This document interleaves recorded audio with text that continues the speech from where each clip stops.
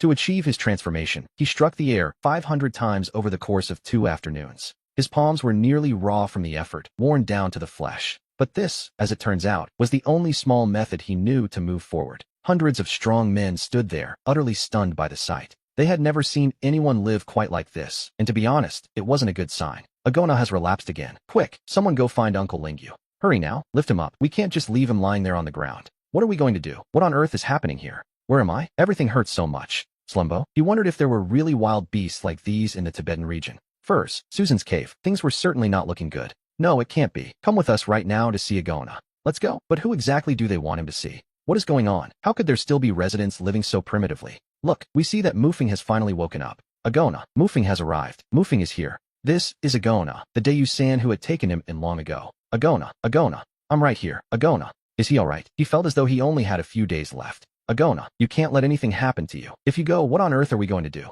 There is nothing more he can do, but he tells them they must find a way to keep living. He declares that after his death, he will not name another Yusang to take his place. Instead, he asks them to respect the newcomer just as they once respected him. Respect him, Yusang. He was only just beginning to grasp the reality of this time travel when he became the Dayu-san. To be honest, this whole disaster felt like it was going to kill someone. Agon.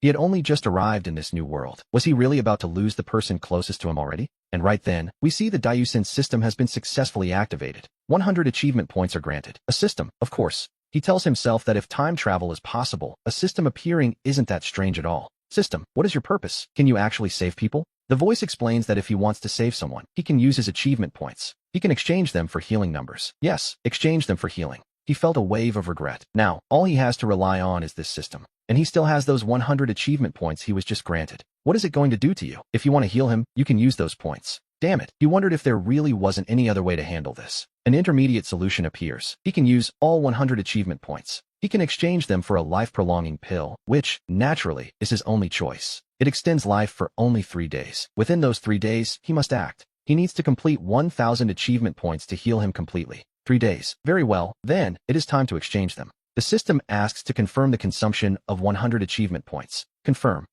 He tells it to stop talking nonsense, and just do it. He obtains 50 achievement points for accepting the help of the Carolinas. And so, the process begins, unfolding just like that. Everything is a bit of a jumble, with toys and ancient tools scattered as they try to settle the very air around them. He focuses entirely on what he can gain from this strange situation. It feels like a deadly game, but he engages with the system's requirements nonetheless. Agon sighs, telling him that even if his life is prolonged, it won't matter. He feels his end is near. He believes he only has 2 or 3 days left and tells him to travel light, leaving this ancestral land behind. Staying here is just waiting for death, especially since their fire has been stolen, and without the flame, the tribe faces extinction. Our protagonist asks about this fire of the tribe, realizing it has truly disappeared. He admits he has just woken up and forgotten things, like how they can't stay warm or ward off beasts without it. They can't even eat cooked food, but then he makes a bold claim. He can create fire himself. Mufin looks at him in disbelief, asking if he can truly create fire from nothing. He orders them to find dry, rotted wood, a dry branch, and some dry fur, and to do it quickly.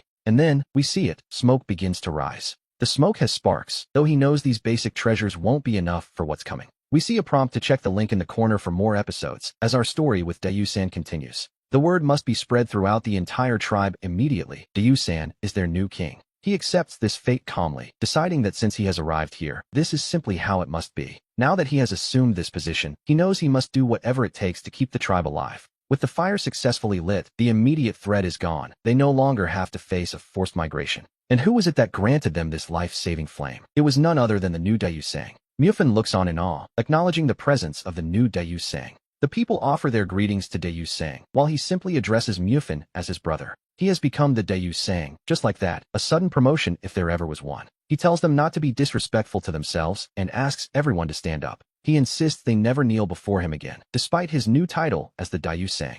He makes it clear that such gestures are unnecessary, and in his tribe, his word is law. Mufin is hesitant, believing that even a chief deserves such traditional marks of respect. But he reminds Mufin that, titles aside, he is still the person who cares for him the most. A notification pings. He has successfully completed the task of lighting a fire using the drill method.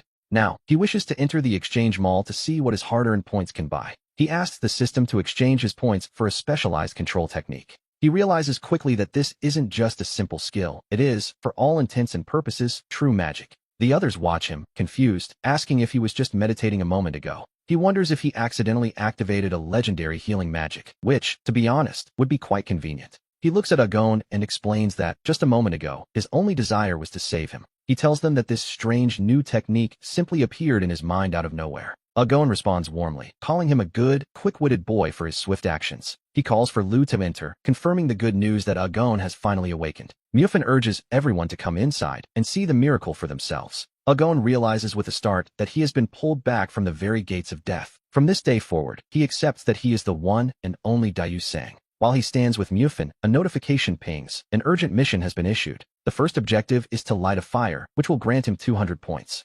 The second task is to hunt, a challenge worth 500 points for the tribe. And finally, the most difficult, he must reforge the warrior spirit of the entire tribe. This earns 1,000 points, as the sacred fire has been stolen from the fire bank. We see the grim reality they face. Food is scarce, and they are surrounded by powerful enemies. Since there is no turning back, he decides they must carve out a path through the blood. The news is grim. The enemy forces consist of more than 200 men. With so few people on their side, many believe this mission is essentially a suicide mission. He tells them to trust him, promising not only to protect the tribe from harm, but he also guarantees they won't lose, and that everyone will finally eat until they are full. He orders them to take half of the bone knives and prepare for the journey ahead. He commands Ming Wang to lead a group to the back of the mountain to begin the operation. He instructs them that they must dig up every single one of the Jini trees. This includes the roots, which are to be piled up on the western side of the tribe's camp. The men are confused, noting that the Jini trees Dayu Sang wants are covered in sharp thorns. They wonder what they could possibly need them for, but he simply tells them to get it done. As for the rest of the people, he orders them to begin cutting down the ko trees. He specifies they should only take the ones that are about the thickness of a man's arm. They are to cut them into 3-meter lengths and bring them all back to the settlement. And what about everyone else? Their job is to gather stones, as many as they can find. The bigger the better, and the more square they are, the more useful they will be. He wants them all piled up together under the great tree to the west. We see Inya and Hanya stepping up to take charge of the heavy lifting. They quickly lead a group away to start moving the stones as instructed. Deep down, he knows they must finish all of this before the sun sets. Because tomorrow, he intends to have everything ready for the next phase of his plan. The following morning, they will be heading deep into the heart of the mountain. We return to the forest, where the work is already well underway. He points to a spot and tells them to dig, burying mulberry trees deep into the earth. They continue to pile the stones exactly where Dayu Sang directed them. One might wonder what they are actually doing, and the answer is simple. They are building a wall. It is a wall that Dayu Sang believes will be the only thing that can save their lives. The wall is completely blocked, leaving them to wonder how they are supposed to get out.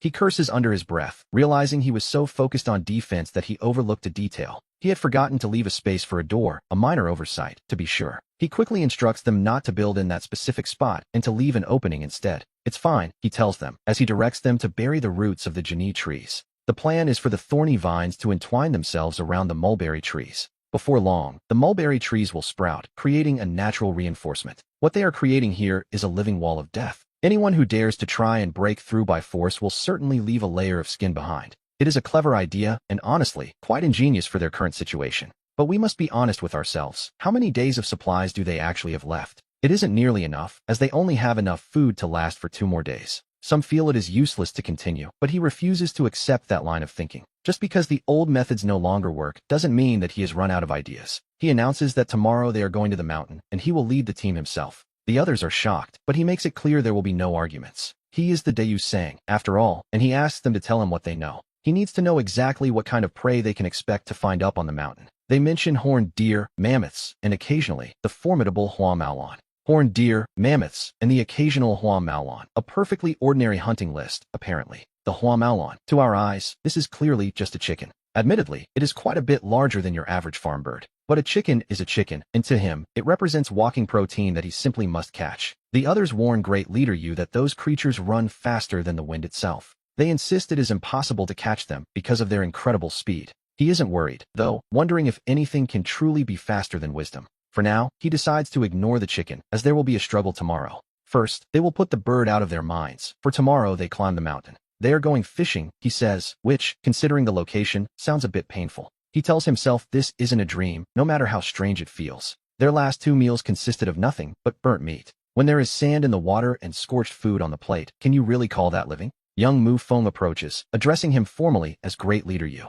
He reminds the boy to just call him Brother Feng, but the child's father won't allow such familiarity. The boy has heard that Brother Feng is going to Dalong Mountain to fish. He begs to be taken along, and surprisingly, Feng agrees to let them come. The elders call it nonsense, pointing out that such practice is a life-threatening risk. They demand to know what he plans to do up there with a little girl in tow, telling him to let her go. He maintains they are only going fishing and that he will look after her himself. He promises to protect her, provided she doesn't go running off aimlessly. Very well, we see that right next to the settlement lies the forest. He wonders why they would bother traveling so far just to end up back here. If food could actually be found within these woods, things would be different. There would be no need to venture so far into the unknown. But the beasts in this forest have become incredibly cunning over time. This is especially true for that particular breed of forest sheep. It runs even faster than the horned deer, which is no small feat. He notes how clever the creature is, deciding that in the future they will breed them. De Yu Sang, the chief, addresses Mu Feng with a skeptical look. He points out that they don't even have enough resources to keep themselves running.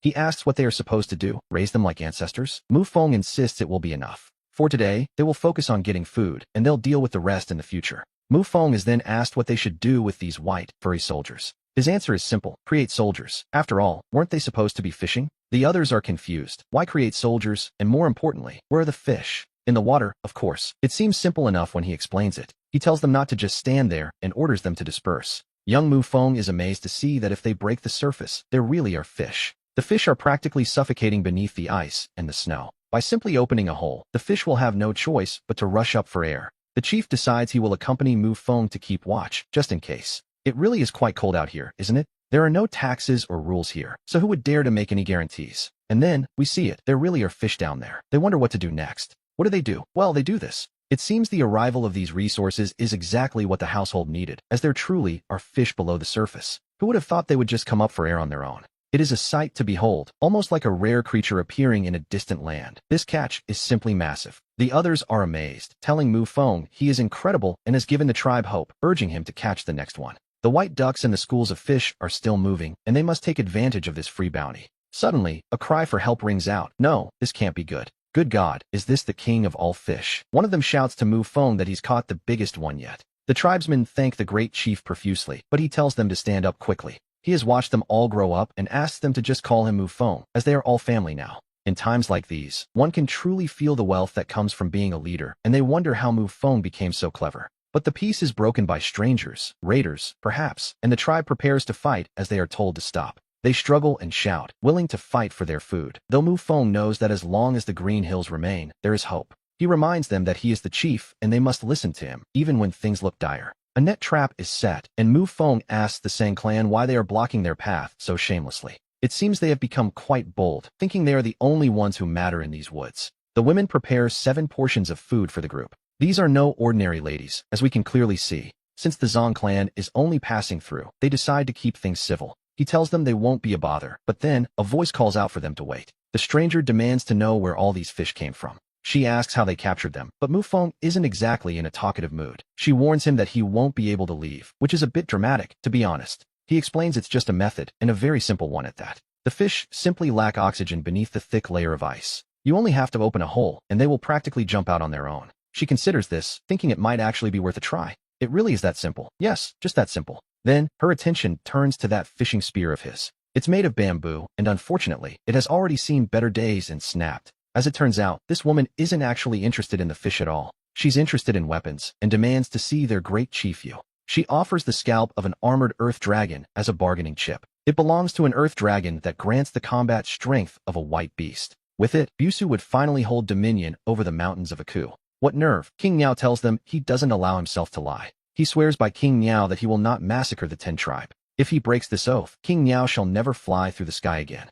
Motto, however, thinks she has completely lost her mind. He can't believe she's forcing the entire tribe to carry such a heavy oath for such a weak group. She gives him a choice: follow the oath, kill her, or leave the King Miao tribe. So, what will it be? She tells him to speak, as she still insists on seeing the great chief Yu. He calmly informs her that there's no need to look any further. He is the one. She is stunned, unable to believe that someone so much younger than her could be the leader. To her, he looks like nothing more than a child still in training. He notes that poor children tend to mature quickly, then asks what else can be done with the offering besides drinking it. She repeats the question, promising that the earth dragon will be his immediately if he can provide an answer. And so, we see him begin to put this terrestrial beast to good use. In his mind, he feels this is even better than driving a supercar in his previous life. But he knows these people don't exactly have the best intentions. He decides he must intimidate them, telling them to watch closely. The display is, quite frankly, far too incredible for them to process. She suggests letting the people she brought with her give it a try. She asks Aguli repeatedly what he thinks, imagining the power they would have if hundreds of people launched it at once.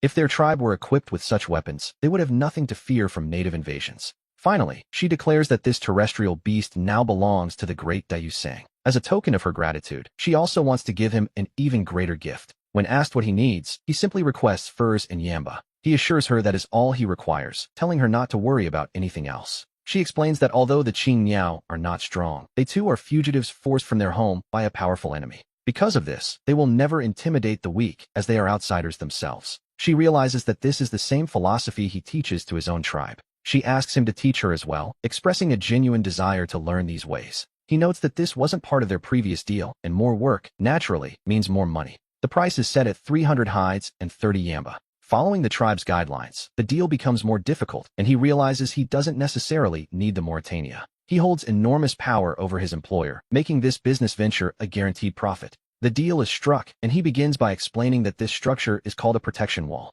He describes how it is divided into 3 layers, starting with the placement of stones for firing positions. Next, they must stack hardwood, though he decides not to mention the key support structures just yet. He also leaves out the drainage details. After all, teaching an apprentice often means keeping a few secrets for oneself. In this world, the skill of writing is something that truly saves lives. She offers her deepest thanks for his teachings, addressing him as the great Daiyusang. He tells her not to worry about it, maintaining his calm and collected demeanor. Not long after, that promised pleading look finally appears on her face. She addresses him as Daiyusang once more, admitting that she has yet another request. She makes her true intentions clear. She wants him to lead her entire tribe and for his people to merge with hers. He refuses immediately, pointing out that his people don't even possess a totem of their own. She urges them to join the Qing Niao anyway, promising they would gain the immediate protection of a totem. They would have unlimited food and, more importantly, they would never have to worry about being exterminated again. He remains firm, stating that they will have their own totem in the future and they will find their own food.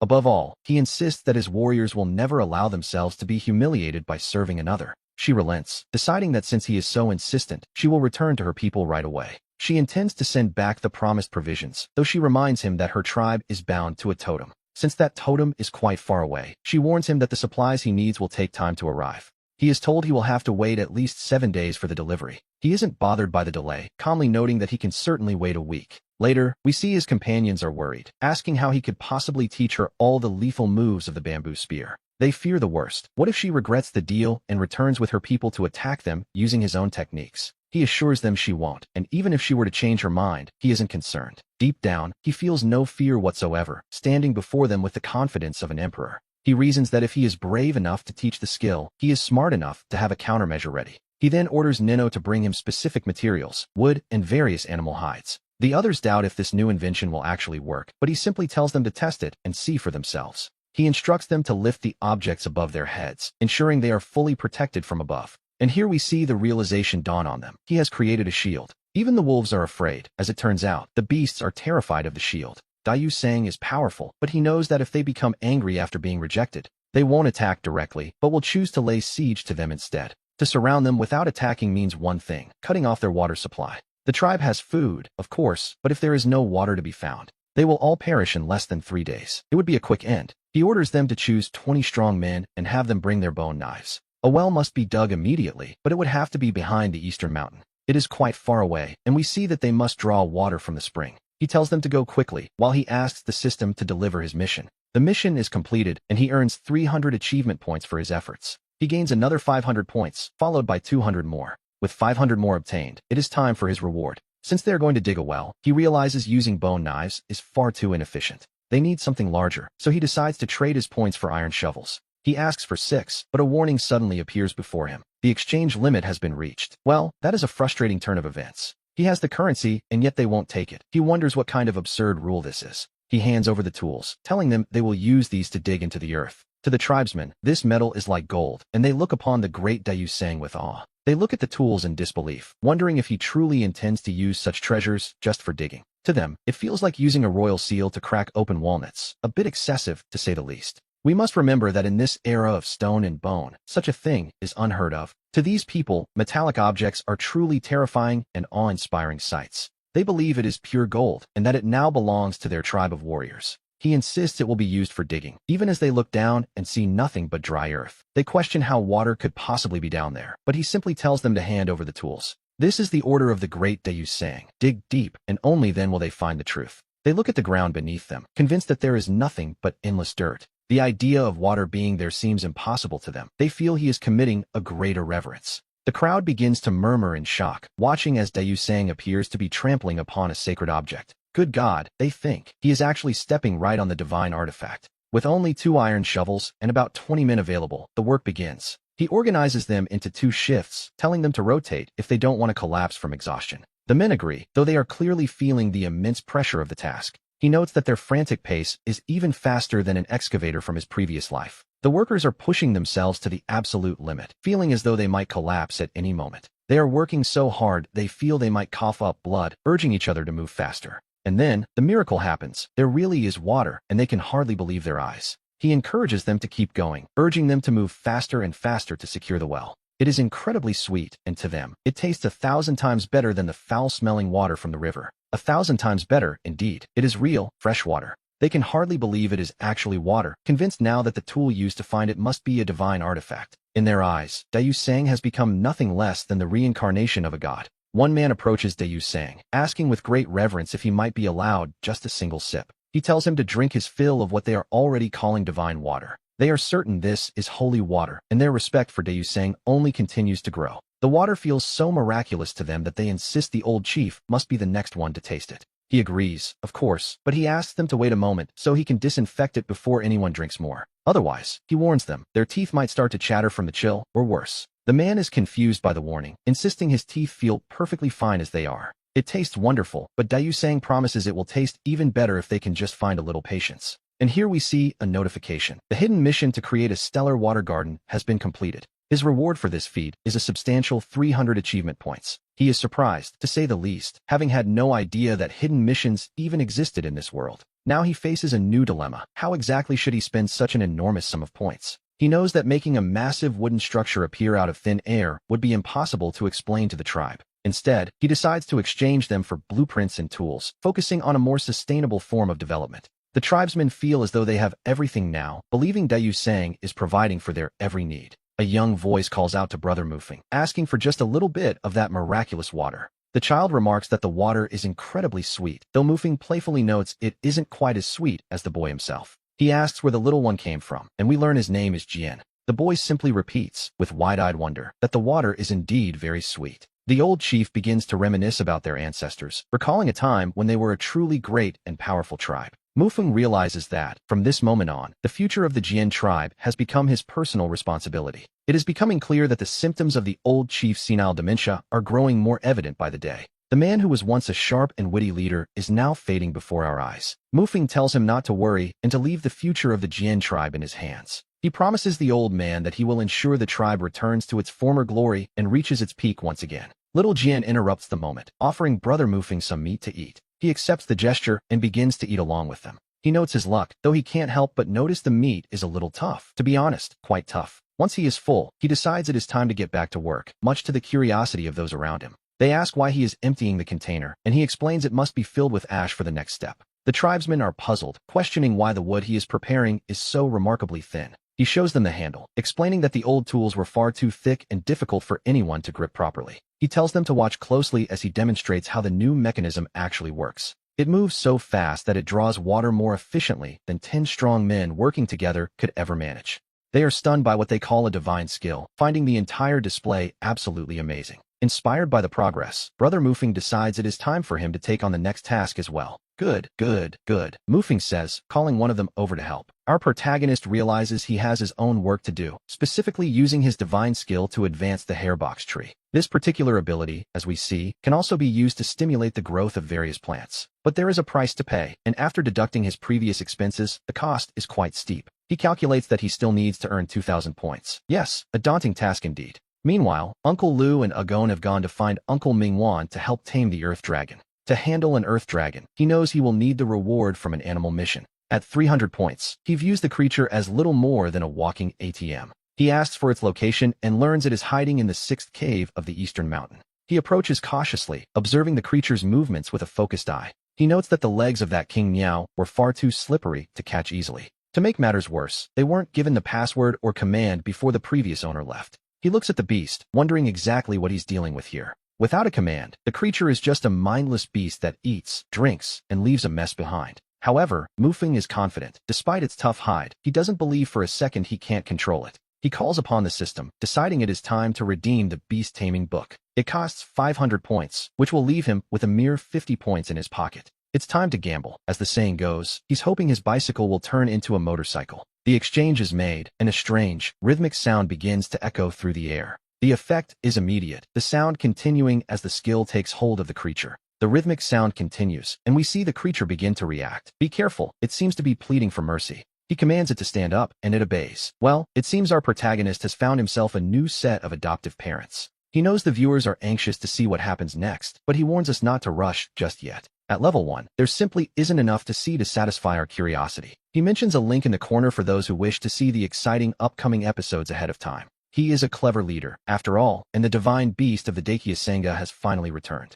The creature is quite imposing, though these days, it looks as if birds are about to fly right out of its mouth. He finds himself craving meat, specifically, a piece of tender and juicy lamb. He moves to Plan B, ordering the others to keep a close watch on the door. For Plan C, he begins to prepare the Beast Sutra for the task ahead. He gathers reeds and those specific bottles of Nanshin water. The others wonder why Big Boss you would possibly need all of these items. He simply tells them to enjoy a feast of lamb for now. He points to a spot, instructing them to dig down until the hole is the depth of a person. The workers wonder what Daikyu-sang is up to. Bringing salt water is one thing, but this is different. They see him carrying a shovel and wonder if he actually intends to dig a well himself. He tells them he has no idea what the plan is, but they should just get to work. He urges them not to stop and tells them to start cutting something down. They are told to cut trees to place over the pit and then spread a net of vines across it. Finally, they must cover it with green grass so that not a single bit of dirt is visible from above. The workers can hardly believe their eyes, questioning if leader Mufeng has finally lost his mind. He calmly explains that it is only salt water and that he hasn't even finished his work yet. We see him carefully pouring the remaining salt water along the 3 watering troughs. Everything seems to be going according to plan, and the path here is well prepared. He urges them to keep cutting, repeating the order to ensure they don't lose their momentum. They continue to cut, waiting for the creatures to emerge before they even think about attacking. The results are truly asombroso, simply amazing to witness, to be perfectly honest. Before this, they couldn't catch a single one, even if they spent the whole day running. Today, however, the plan is working so excellently that it seems almost crazy. He managed to startle them all, and now he gives the order to slaughter a sheep. He tells them to eat their fill of meat, but then suddenly calls for them to stop. Deep down, he realizes these specific sheep must never be sacrificed. He instructs them to keep cutting and focus on continuous breeding to keep the group relaxed. The men are left wondering why Walter is involved in this particular part of the task. As the hour of reckoning arrives, they wonder why their leader has been so focused on the village's future. It is a moment of great tension as they wait to see if the plan truly holds together. In the future, he explains, they won't even need to go out on specific hunting trips anymore. If they don't have to hunt, it means they will never have to face the threat of starvation again. He tells them they will understand in time, as long as they gather the animals together now. Even if it is a large group, he assures them that the logic will become clear in the future. He orders them to load the animals up and tie them securely with beast ropes. Deep down, he worries they might wander off and get lost in the salt grass. He assures himself they won't escape, and with that, they begin the journey back to the village. There are so many of them. We see that they have truly become a formidable force. The villagers are stunned to see the flock of sheep they have managed to bring back. It is a wonderful sight, promising a future filled with plenty of meat and milk. They approach Great Chief Yu, eagerly asking him to give the food a taste. He gently corrects them, asking that in the future, they simply call him Mufeng. The men agree, though they insist the meat only has a fresh, plain flavor so far. To be honest, it smells strongly of fish and goat, and there isn't a hint of cumin to be found. Without any chili, he feels this meal is nothing short of a waste of nature's bounty. He turns to the system, looking to exchange his points for some much-needed chili powder. It feels like a total robbery, considering they only have 350 points in total. He realizes there is simply no way to provide for every specific spice they might want. One reward, one code, and all the achievements he has worked so hard for. He decides this deal is profitable enough, and we see him consulting the system once more. After exchanging points for chili powder and weighing the cost, he tells Spirit Fox they will set out again tomorrow. They will continue their work, but surprisingly, they won't be focusing on capturing sheep this time. This time, their target is something different. They are going after tabby cat cages. The mention of tabby cat cages makes them pause, as those creatures are known to be quite difficult. They will eat anything, even shoes, as long as they have a mouth to do it with. There is nothing that can't be fixed. Ah, that's right. He tells them that from now on, they shouldn't call it a tabby cat cage anymore. Instead, they should call it a primitive chicken or Dayu-sang. With this device, we see that it's actually possible to catch these primitive chickens. He shows them the mechanism and asks if they have understood how it works. He instructs them to make them just like that, perhaps 100 or even 200 of them. That's it. He confirms that they are doing it exactly right. It's a victory. As long as they dare to stick their heads in for the meat, the thorn will catch them.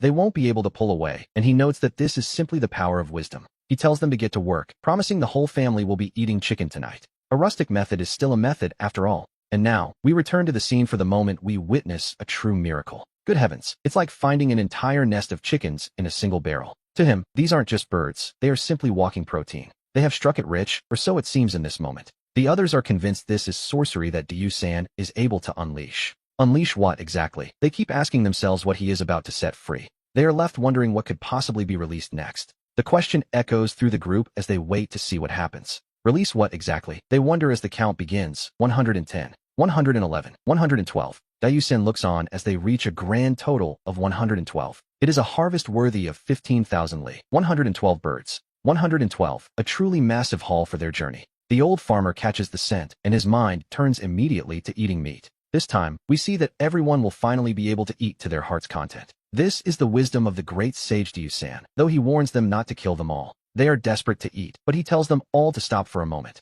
He orders that all these creatures be brought back to the tribe alive. We learn his plan. They shouldn't eat everything now, but rather start raising them. The others are confused, wondering why they can't feast after being hungry for days. There is so much meat, yet he insists they cannot simply eat it all at once. It seems the spirits of hunger that haunted them are finally beginning to fade. Since they can't consume such a quantity, they must store them properly or lose them all. He knows the meat would only spoil under the heat of the sun if they were reckless. Surprisingly, the men find the strength to carry the load for another day of trekking. This is exactly what they had hoped for, a way to secure their future. With time, this method can be perfected until it works flawlessly every single time. Even Song Yak is showing his strength, diving into the hard work with real determination. He realizes that simply filling their stomachs isn't enough. He needs to change the way they think entirely. Listen closely, he tells them. This is the matter of the chicken and the egg. The chicken lays the eggs, and then those eggs hatch into little chicks. Those chicks grow up, and eventually, they will start laying eggs of their own. It is a cycle. Do they understand? Well, perhaps he is getting ahead of himself. He suspects they wouldn't truly grasp the concept even if he explained it further. He warns them not to eat too much, or they might find themselves far too sluggish to move. It is much better, in his view, to get straight to work. He decides to stop reasoning with them and simply orders everyone to start the labor. We have to build chicken coops, Dayu-san declares, leaving the others quite puzzled. They wonder what a coop even is, so he explains that just as sheep have pens, chickens have coops. A simple fence to keep the birds in is what he calls a chicken coop. However, this particular coop must be large enough for them to thrive. These creatures have quite a temper, and if they get too stressed, they will stop eating and die. The men are shocked to hear that chickens can get angry, but he assures them it's true. We see him envisioning a specific shape, one that prevents them from escaping even if they try to fly. He tells everyone to follow his lead and settle in, preparing for a focused effort. His plan is to set aside all the healthy chickens so they can begin mating. As for the remaining ones, the old and the weak, they have a different fate. There are 32 in total that will serve as their meal for today. Every single one of them is going into the pot, Dayu-san declares with total certainty.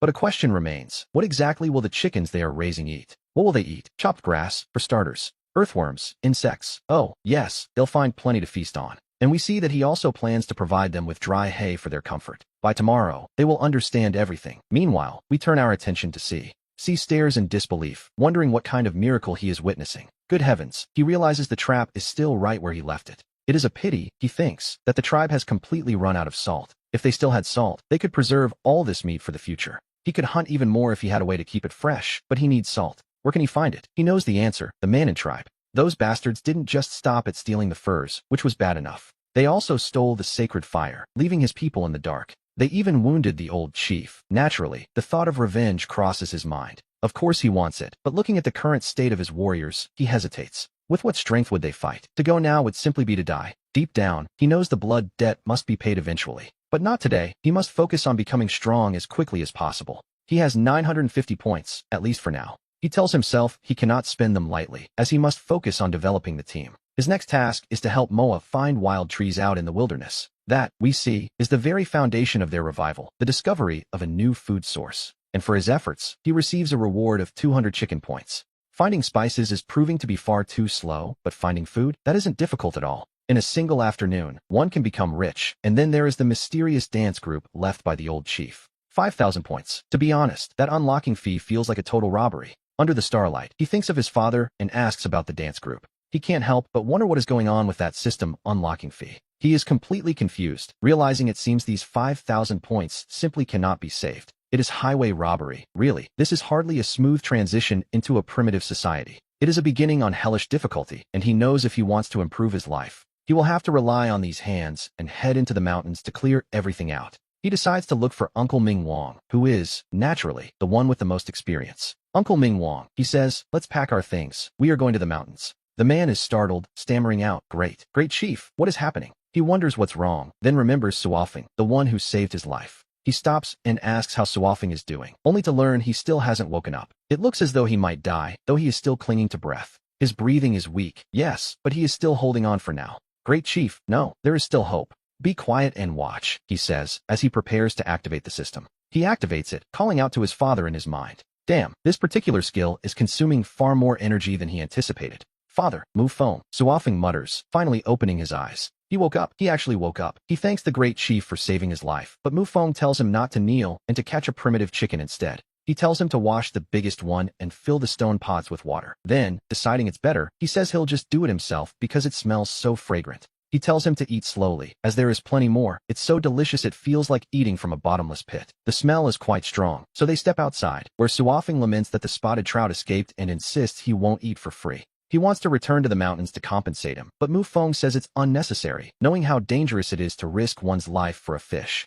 He mentions they have over 100 and can't eat them all, but Suofeng thinks he's being treated like a 3-year-old until Mufeng tells him to follow. Good grief, he can't believe they caught all of these during the days he was unconscious. It's real, the soup from before was rich, and he's never tasted anything so fragrant in his life, but Mufeng knows spices and mushrooms would make it 10 times better. 10 times, Suofeng asks where they are, but when he hears they're in the forest, he refuses, fearing the wild beasts. He argues that going there with just a stick is a death sentence, but Mufeng calmly asks who said they don't have weapons. This is truly surprising. It turns out to be the legendary golden sword. With this sword, he claims he can lead them to clear the jungle, though deep down, he's hurting because it cost him 200 achievement points. Suofeng calls it a supreme artifact and wants to head to the barren mountains immediately to hunt bears, but Mufeng tells him not to dream so big. Going to the mountain isn't for a fight to the death, it's to find herbs to eat, an idea that offends the warrior of the golden sword. But as we know, pride doesn't fill the stomach, so he tells him to listen as he grabs a rather strange-looking object. This is called an entrenching shovel. It can cut, dig, and move the earth with ease.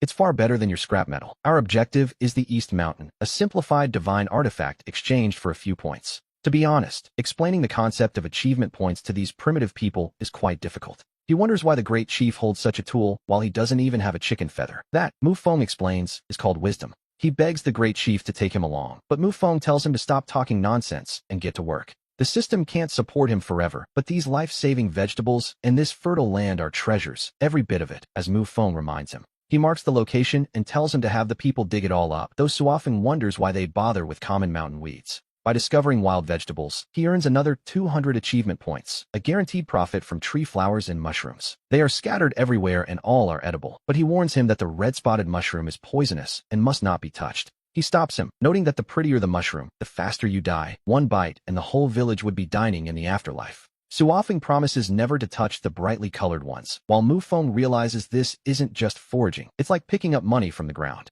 He tells him to slow down, but if he doesn't stop him, the man will surely run off too fast. He warns him he's courting death and to put the knife away, as drawing a blade is a provocation. He must stay still and avoid eye contact. He calls out to the creature, but the tension in the air is palpable. He tells him not to run, as that creature is essentially walking meat, yet he wonders why it continues to chase them. It seems his taming and persuasion skills are still too weak. Suofeng watches in awe, thinking it's divine magic even if the beast remains fierce. The creature cannot escape now. He tells Dayu Sang to drag it over. Since he knows such powerful magic, Suofeng asks why he doesn't simply use it again. Mufeng explains that's not how it works. Even for Desang, these abilities have a cooling-off period. It only works against a lone target like Loden. If a whole group comes, he admits he would have to surrender. It is finally time to eat, and he knows that as long as they are there, they won't be able to resist Uncle Chung. And here they come, though we quickly see that this isn't the same creature as before. He curses under his breath, realizing there must be between 30 and 40 of them approaching. He tells the others not to leave, even as the realization of facing 30 or 40 beasts sinks in. It is an entire army of wild boars, and for a moment, it seems as though everything is over. To be perfectly honest, this looks like a very certain and messy death. However, he doesn't see monsters. To him, these aren't just boars, but a walking food reserve. He imagines them as two military squads, if only they could be tamed, of course. Not only would their meat shortage be resolved once and for all, but they could also be used as a natural defense against those venomous snakes. But the sheer number is too great, and he knows that if they ever spiraled out of control, a small tribe of only 200 people wouldn't stand a chance. They would be wiped out in minutes. So he decides he must think about this as a long-term project. He calls out to Du Sang, telling him it's time to head back home. The man admits that the group they just encountered was truly terrifying. Mu Feng asks him what he's so afraid of, promising that in the future, all of that will simply be their dinner. As they continue, Du Sang looks at the plants and asks if this isn't just common grass. Mu Feng tells him he knows nothing, explaining that this is actually called wild onion. He describes it as the very soul of chicken soup, and with this secret ingredient, that wild hen will have died for a very noble cause indeed.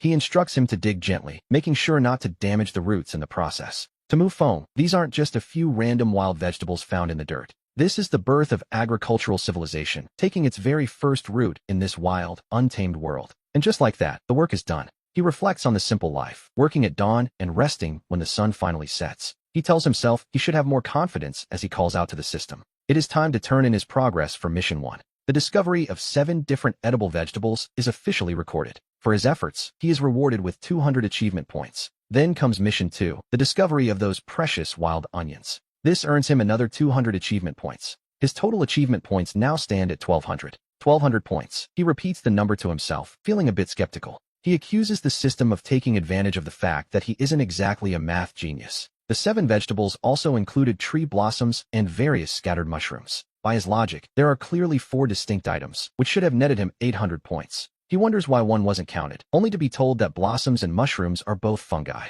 They are counted as a single category, which, to be honest, feels like a bit of a forced justification. He argues that tree blossoms and scattered mushrooms are 2 completely different species. He asks the system if it would also fail to distinguish them if he happened to find poisonous mushrooms. As it turns out, this whole disagreement stems from a simple error in taxonomy, one that leads to a logical failure, prompting an immediate system update notification. The scattered mushrooms are now correctly classified and will be counted separately. However, the reward for similar items is reduced by half, a fair compromise, perhaps. With that settled, his total achievement points are updated to 1,300. He decides this is acceptable, realizing the system is actually capable of negotiation. As long as his reasoning is sound, it seems he can squeeze out a few extra benefits. But then he stops, realizing something isn't quite right. He needs a moment. We see that at the foot of the northern mountain, there is black-skinned bamboo. And where there is bamboo, there are bound to be bamboo shoots hidden underground. He searches along the path, feeling as though he almost suffered a great loss by missing them. Suddenly, a voice calls out to Brother Mu Feng, complaining that he runs far too fast.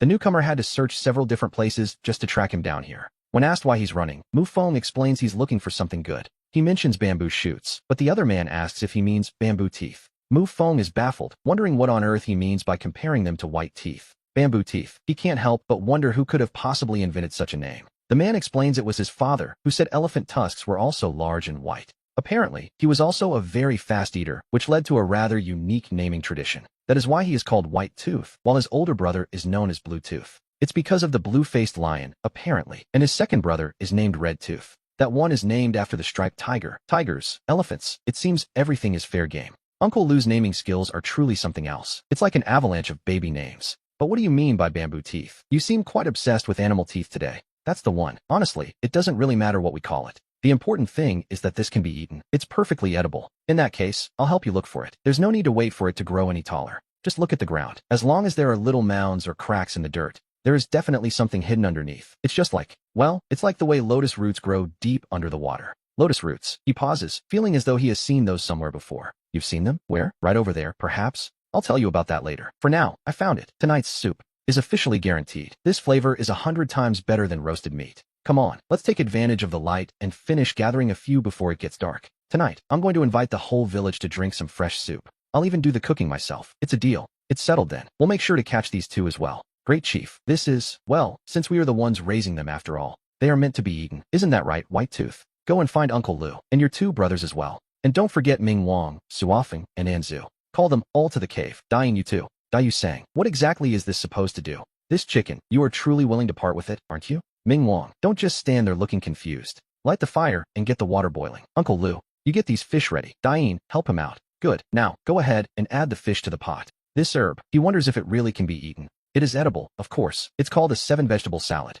Think of it as an appetizer. The main course comes later. High-quality ingredients often require only the simplest cooking methods. He carefully arranges everything in the container. Once the green oil is hot, he adds the light pink pieces. Remember to keep the pan moving to ensure everything cooks evenly. He mixes the vegetable oil, preserving the natural flavors. It seems they've gone through a lot just to mix the oil themselves. The project is coming along quite impressively, to be honest. And there we have it. The result is deliciously fragrant. This is highly nutritious. From now on, we see it will be reserved especially for the wounded and pregnant women. Roasted meat and roasted fish are served. It's ready. Time to eat. And yet, one of them wonders what kind of weapon this is. Chopsticks. He made them together with Brother Mufing. They are for eating, of course. Oh my god. This flavor. It's crunchy. Completely different from the meat they're used to. It's delicious. Both the flavor of the food and the soup itself. He encourages them to eat more bamboo shoots and mushrooms. Delicious. This is simply too tasty to be true. This is chicken soup. He reflects on the fact that he has lived for so many years. And yet it is the first time he realizes that water could ever taste this good.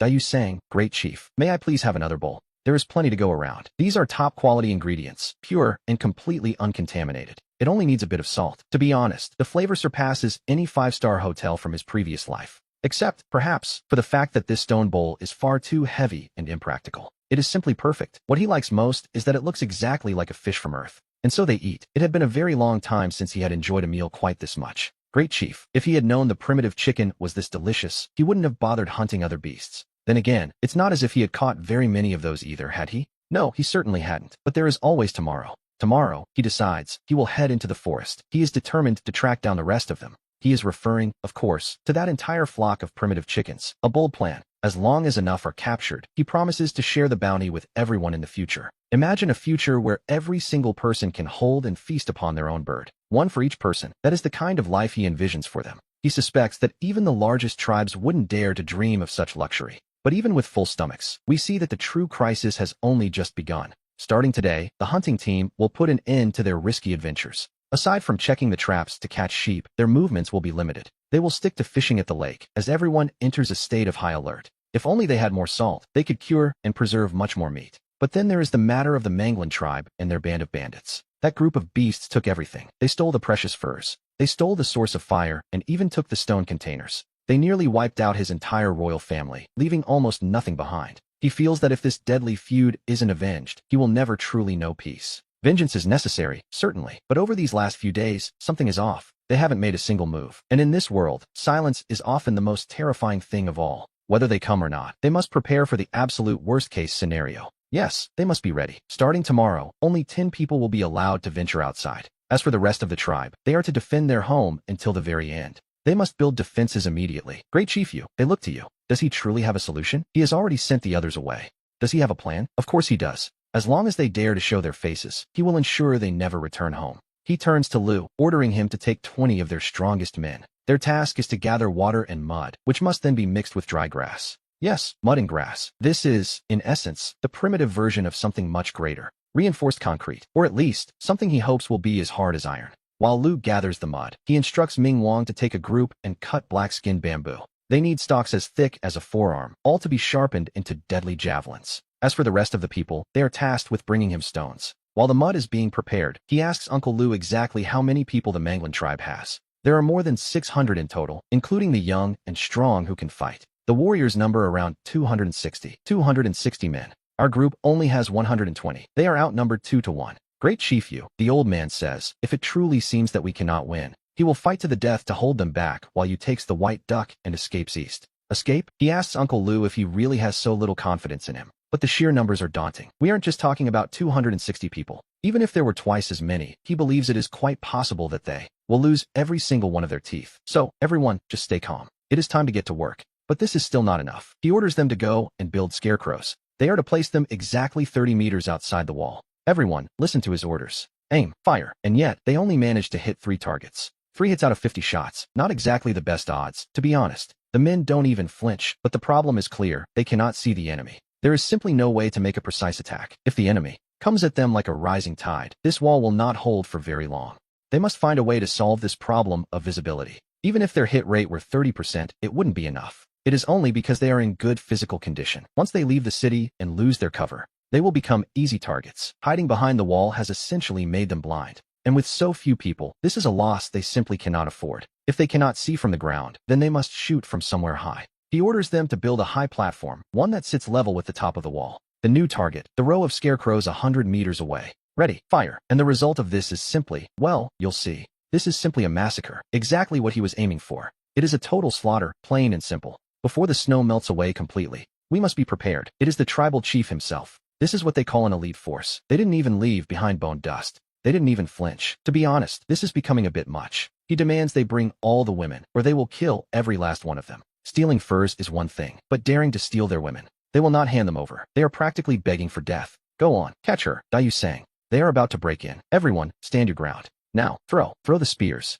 Run, everyone run, run, keep running. It is simply the authority of God. In this era, at least, this is the realm of the gods. Progress points earned. This is a robbery. This bamboo is pointing toward the south. The frozen lake points north. What era is this metal bar even from? An ancient glacial city. And who is being left behind? If he doesn't understand it, he certainly isn't going to guess. He has to do the math to convert all of this into ancient points. It seems he is about to collide with a massive shortage. Not a single one of the 6 important chef positions can be left vacant. Great chief, they have brought everything back. Good grief. He told them to gather mushrooms, not perform miracles. He certainly didn't tell them to bring back the entire tree. As for this, well, they were simply afraid of breaking it. Listen closely. From now on, you are only to cut the mushrooms. Do not dig up the root. You must leave the root behind. That way, once you harvest one crop, another will grow in its place. It will never run out. Never. It simply won't end. Over here, pile them up. It needs to be as high as the wall itself. Great Chief Su, do we really need to set up camp in ballet? They must. After all, these resources are the very lifeblood of the tribe. No one can touch them, and it isn't just about staying in ballet.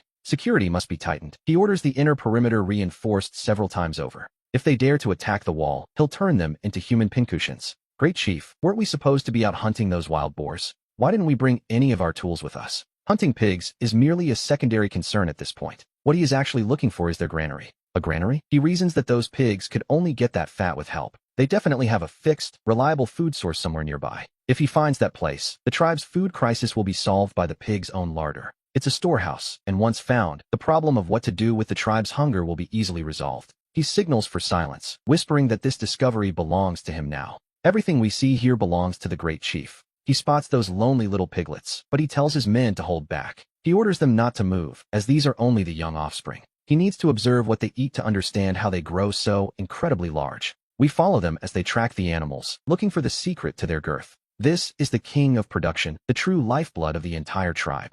To him, this discovery is 100 times more valuable than the pigs themselves. He tells them to look closely, for this is the treasure he has been searching for. The men find it harder than stone and try to discard it quickly. They think it's just rock, but he urgently tells them to stop right there. He explains that this isn't meant to be eaten raw. It must be ground into a fine powder. Once steamed into buns, it becomes the most exquisite delicacy in the world. Imagine the scene, fresh flour for buns, and he hands one over to be tasted. He suggests eating half plain and pairing the other half with a savory pork stew. With this discovery, he was certain the tribe would never have to face hunger again.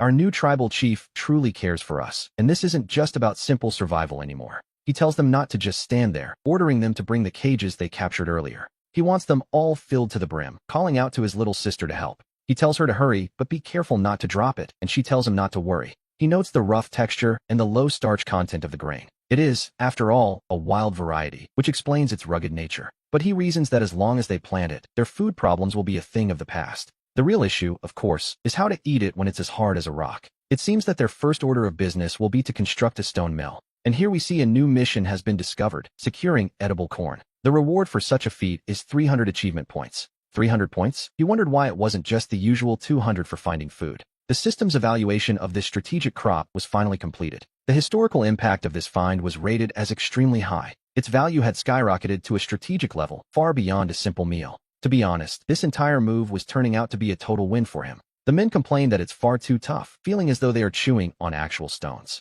They look to Lord Leo, asking if this stuff can really be eaten at all. Since it's impossible to bite through, he suggests that they start by removing the husks. He tells them to strip every single kernel from the cob, making sure they listen closely to his instructions. The smaller kernels are to be ground down for food, he explains, but the larger ones must be saved for planting, a task he entrusts to Dayu Sang. Holding up a husk, he presents the giant seed that had been requested earlier. The others are skeptical, noting that it seems like a very small amount to work with. He warns Dayu not to underestimate the potential of this single seed. In the future, he promises, this will grow into an entire ear of corn. Even after shelling it, the men find that the kernels are still as hard as stones. When they ask how to eat it, he simply tells them to start a fire and sacrifice 20 chickens. They agree, though they can't help but wonder why he is flattening the earth so carefully. He explains that the tighter the soil, the easier it is for the plants to take root. In this middle gap, he points out, is exactly where the mushrooms will begin to peek through. Little sister asks Mu Feng how it's possible that he seems to know how to do everything. He simply smiles and tells her that nature has already shown them the way, if they only look. But then, the mood shifts as Dayu Sang approaches with news that something has happened. He calculates that this corn will take at least 50 or 60 days before it's ready to be eaten. That day feels very far off, and he asks if they don't still have the sheep and chickens. The problem, it seems, is that those chickens are becoming far too expensive to maintain. They spend every day fishing just to keep them fed, but they simply don't have enough time for it all. The people are exhausted, and to be honest, there isn't even enough fish left for the tribe themselves. He looks at them with a touch of disbelief, noting that they always use fish to feed the chickens. Yes, they are being quite wasteful. He asks if they have at least gathered the eggs yet. The men complain that the task is unpleasant, as the whole thing smells foul and is rather stinky. It is sticky and altogether disgusting, a complete waste of nature's bounty, in their opinion. He tells them to follow him, declaring that they have finally become rich. It is all pure protein, so he tells them to cook quickly, gather dry grass, and carry these treasures back to the cave. If one breaks, he jokingly threatens to give Dayu Sang 10,000 more. This thing smells worse than filth, they mutter, noting that while a cooked chicken smells wonderful, the contents of its stomach certainly do not. Regardless, they will soon be catching wild boars. To catch those boars, they're going to play hard this time, starting by peeling the bamboo shoots and letting them ferment in the straw overnight. Next, they must go to the western mountain to gather acacia flowers and Hautuinia cordata herb, bringing every last bit back to him. They will take the flowers to the boars. And with that, they are on the move. He tells them to listen closely and remain silent, ordering half of the people to stay behind. They begin digging a hole that must be 2 meters deep, which they will then cover with branches and scatter soil from elsewhere to hide it. While they set the trap, the rest are to take the fermented bamboo shoots and flowers and follow him to the cornfield, leaving Dayu Sang wondering what comes next. The scale of this execution is a bit terrifying, so he leaves 10 people behind to keep watch. He tells the rest to follow him back, but Dayu Sang is worried. With over 40 wild boars out there, this feels like a death sentence. He assures them there is no need to risk their lives. They only need to stand at the edge of the hole and watch, though they doubt watching is enough. Dayu Sang announces the hole is finished, but he is baffled by the piles of sour, stinky bamboo shoots and these specific flowers. He asks what they are for, and Mu Feng explains they are an invitation for the boars to come and eat. They just have to wait. We see they have brought many small children along, and Dayu Sang wonders why he is stopping now. He tells them to follow his lead, as the scent is strong enough that the boars will surely follow them. Everything is understood here, and the plan is set in motion. Very well, everything seems to be going according to plan. Dayu Sang suggests that, in the future, Mu Feng should probably avoid this kind of risky work himself. It is simply too dangerous to be leading the charge like this. They are all watching closely now, standing perfectly still as they wait for the signal. He instructs one group to stay behind and handle the current task, while the rest follow him to the cornfield. Everything is ready. He tells them not to move, to grab their things, and to follow his lead into the fray. He points out to Dayu Sang that not a single one managed to escape, so they must remain in position. He notes that the pain is fading and things are looking better, so he calls for the thickest beast tendon rope they have. They need the strongest, thickest beast tendon rope possible to secure their prize. As they bring it over, we see how these people are handling the situation with surprising efficiency. He hadn't expected their horse lassoing skills to be so useful in a place like this, but here we are. He asks what they are waiting for, urging them to seize the moment while they have the upper hand. The order is given to tie them up, though he reminds them to be very careful while doing so. In the end, they have captured 41 small wild boars alive, quite a haul, to be honest. And when we add those to the large boars they've already secured right here, the total comes to 66 boars captured alive. 66. Everything is going perfectly, and his only wish now is to grow wealthy as quickly as possible. However, that boar king managed to escape, and deep down, he suspects the creature will hold a grudge. Now, they must start thinking of a way to protect themselves from whatever comes next. We simply cannot allow our precious corn to suffer any more damage. He decides that once they enter this place, they shouldn't even dream of leaving again. He assigns someone to keep a close watch on them, making sure the wall doesn't push them back. Dayu Sang realizes there are suddenly so many mouths to feed, a daunting task, to be sure. He wonders what they will feed them, suggesting they should probably plant rice first. After that, they will plant corn, and he prepares to take a group with him right now. His plan is to gather all the corn, but then he suddenly stops himself. He realizes they must leave some food for the wild boars still up in the mountains. If they harvest every last bit, the creatures will surely go mad with hunger, and then they would come for him. It is better to let them grow wild in the mountains for now. Once this current batch is domesticated, which is easier said than done, they will truly be theirs. He turns to Dayu Sang and asks if the decision is still his to make. It turns out these are Wang Longbu's grandsons, and his first instinct is to kill them. But he waits. After all, one does not simply kill the messenger during a war. Since they have come to exchange prisoners, he decides they should play by the rules. He sends Ming Wang to handle the negotiations on their behalf. They brought the boars and 10 cans of salt along with 100 skins, hoping for a fair trade. However, that isn't enough. He demands double to make up for what was originally stolen. In reality, the original theft was less than 50, but he feels quite justified in his demand. As the saying goes, little by little, the jar is filled, and who is he to argue with that? Release the people. They also want us to return the ancient sword and the gold objects. We see the leader over there. Setting the tiger free once more is certainly possible. But returning the tiger's teeth to him? Well, that is another matter entirely. It is a dream. Dayu Sang, that one from the Qing Miao clan. Yanmato, it seems that Chang Ning has arrived. He brought more than 100 people with him, and many things besides. Lao Fong, hello, Chang Ning. We meet again. What does hello even mean? Greetings. What is the reason for all this display? What instructions do you have for me? The vengeance I promised you. With people and merchandise, everything has been delivered. That island over there, it doesn't matter where it is from. How is it that even the skins they used for cover were snatched away from them? The Wanblon tribe took full advantage of the situation, and they nearly exterminated our warriors. By what right did they break through their defenses? This wall was built afterward. Is it really worth starting a war over these goods? Is it worth it? They stole our sacred fire. But fortunately, the great chief, he is powerful, and he taught us how to make sacred fire once again. They could create fire? Yes. And he wondered, quite honestly, what was so difficult about it? His warriors and his tribe, even the 3-year-old children, had absolutely nothing left. They were capable of it. He simply asked to be shown the way. He asked what the price would be, since the Mador, as we know, always kept his promises. That is what being a friend was for. He could teach them, certainly. But there was a higher price to pay, 300 hides, 30 cans of gold paint, and even more to come in the future. The deal was made. The great chief looked at the crowd. There were so many people. He ordered them to leave the goods behind and stay outside. He told the other to follow him to learn the technique. The princess was told not to take the risk, but she quickly told them to be quiet. If she didn't even possess this small amount of courage, she wondered, how could she ever help her father strengthen the tribe in the future? She looked around. How much time had passed? How had everything changed so much? She wondered why there were so many wild boars around. For security, of course. He hadn't allowed her people to enter just a moment ago. He apologized, realizing he had been rather rude just a moment before. He asked him, quite sincerely, to show him the art of making fire. It was all very simple. He called for Diente Blanco. He told him to come and be the teacher for this young lady. He told him to be a true teacher to her, calling him Brother Mufing. He encouraged him not to be afraid and to proceed with courage. Even a child that small could do it, suggesting the technique wasn't difficult to learn. She watched closely, wondering exactly what he was doing as he worked. She kept questioning his movements until, suddenly, she saw it. It was truly incredible. It was so simple, and she couldn't help but praise the great Chief Mufing. To her, this favor felt like being granted an entirely new life. She was so moved that she offered to recommend him to her father. Her goal was for him to become the prophet of her great tribe, the Qing Miao. He asked her what she was doing, insisting it wasn't necessary, despite the strength of the Qing Miao.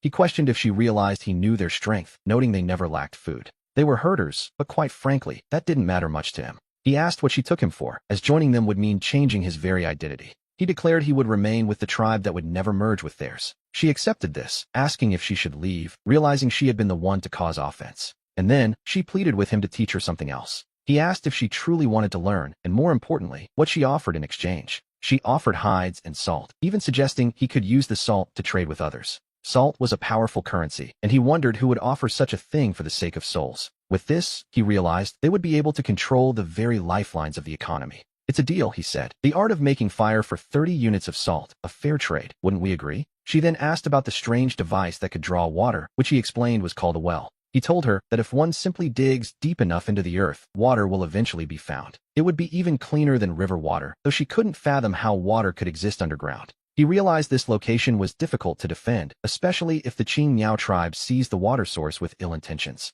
That simply couldn't happen. He knew he had to keep this formidable man, Mufing, distracted. He explained that those who dig wells must first carefully observe the layout of the terrain. While he had water here, he admitted it was only enough to sustain a small tribe. To support a much larger tribe, one would have to move toward the vastness of the plains. One must seek out low, humid places, and deep down, he thought joining the Qing Miao would be a brilliant move. He could do great things there, and she wondered if he might even teach her how to craft weapons. He mused about the possibility of having 100 research and development departments. 100, certainly. He wasn't about to let such an unexpected windfall slip through his fingers. He brought up the bow and arrow, questioning if such tools would be of any use to them. She asked what they were as he began to cut through pieces of black bamboo. He called her over, though she seemed a bit confused by what he was planning. He insisted she must promise him something before he taught them how to manufacture these weapons. If the Qing Miao ever dared to point these bows at him, he warned, he would make them regret it deeply. She swore by the Qing Miao totem that if they ever turned these weapons against him, their tribe would never fly again. He accepted her word, leaving her to wonder how it was possible for one man to know absolutely everything. Now that everyone is well fed and watered, we can finally let the show begin. He presented a simple stick and a piece of rope, explaining that together, they could become a formidable weapon. Look at that flower, he said, aiming his makeshift tool and promising to send an arrow right toward it. He asked her what she thought of the display, and to her, it was nothing short of amazing. This, we see, is the true power of the bow and arrow, a simple invention with devastating potential. He encouraged her to try it herself, assuring the great chief that there was absolutely nothing to worry about. She reminded him that the Qing Miao are people of their word. They simply do not break their promises. He chose to believe Dayu Sang, though she wondered if the bow might snap if someone with immense strength used it. He explained that great power often comes with fragility. It is, quite naturally, rather easy to break. He advised her to be careful and mindful of her touch whenever she decided to use the weapon. Dayu Sang looked at the device, convinced she was holding nothing less than a divine artifact. With this in hand, she felt she wouldn't fear a single Maolambu, or even 10 of them, for that matter. Calling it a divine artifact was a clever touch, mostly intended to keep any curious outsiders at bay. He called this strategy the mangacap, a way for the tiger to keep a few tricks hidden up his sleeve. To increase the strength, he explained, one would need to layer the bow with 2 or even 3 sheets of material. Seeing the progress, others approached Brother Mufeng, eager to learn the secrets of this new craft themselves. It was a weapons transaction that seemed to transcend time itself, a pivotal moment for their world. He had planted a seed for the future, though this was merely the beginning of what felt like an uphill climb. And then, we see the final tally of his achievement points for completing the task. 1,300 points, a total he noted with a quiet sense of satisfaction. He looked over the study materials and saw a simple tube of toothpaste.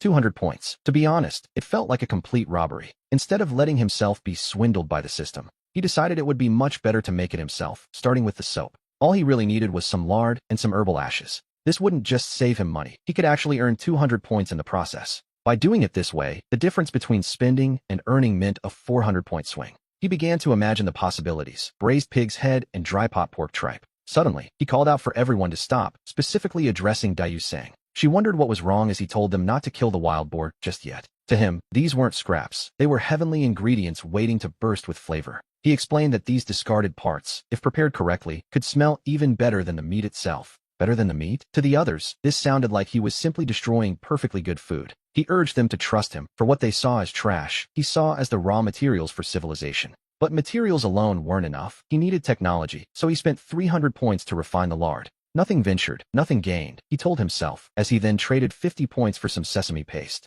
He realized that the lard alone wouldn't do, as the smell was, well, let's just say it was quite unpleasant. He used the fragrance of acacia flowers to mask the stench, completing a natural fusion process. The moment had finally arrived, and he urged the process along quickly. He had invested 350 points into this culinary task, all just to master the art of making soap. He managed to recover 200 points, but this whole ordeal still felt like a loss. His only consolation was gaining a permanent culinary skill. With the odds now in his favor, he focused on elevating the flavor of the dish to its absolute peak. The others gathered around, wondering what on earth Mufeng was cooking that could possibly smell so divine. He offered them a taste, and the reaction was immediate. It was absolutely delicious. Naturally, everyone wanted a piece, pleading with him to leave at least a little bit for them to try. It was more than just good. It was rich, savory, and unlike anything they had ever experienced before. But he wasn't finished yet, telling them to watch closely as he prepared the next step of his plan. They were in awe, convinced that Mufeng was truly incredible for turning scraps into such a feast. However, when he produced the next item, he had to warn them. This particular creation wasn't meant for eating. He explained that this was actually a special tool designed specifically for washing their hands. He called it soap, repeating the name so they would remember this new addition to their lives.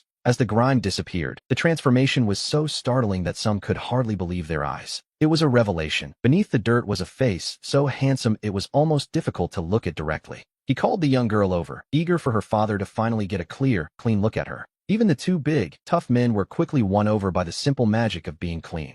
Seeing their true faces for the first time, he decreed that from now on, the entire clan would be required to wash. Our story continues as they prepare to meet Sadang and Dayu Sang with their newfound hygiene. When asked how such a miracle was made, he revealed the secret: wild boar fat mixed with plant ashes. But there was no time for boasting, as the stone jars they were using were far too heavy for practical use. They needed pottery, so he instructed Ming Wang to lead them to the river the following morning to search for clay. He knew that if they didn't find it, they would be stuck chewing on stone jars forever, which was hardly an ideal future. Dayu Sang looked on with skepticism, wondering what on earth could possibly be done with such rotten-looking mud. And then, we see it, yellow clay. They had found it, marking the true beginning of their era of pottery. He was certain of it now. To be honest, his excitement was becoming quite hard to contain. He also spotted some watercress, a vital source of vitamins for a primitive society like theirs. He instructed them to dig up a plant and divide it into pieces, explaining that it needed to be transplanted carefully. But suddenly, something appeared, a giant closed-jaw ant, lurking in the shadows. He was surprised to see that such a creature hadn't gone extinct yet, which was a rather terrifying realization.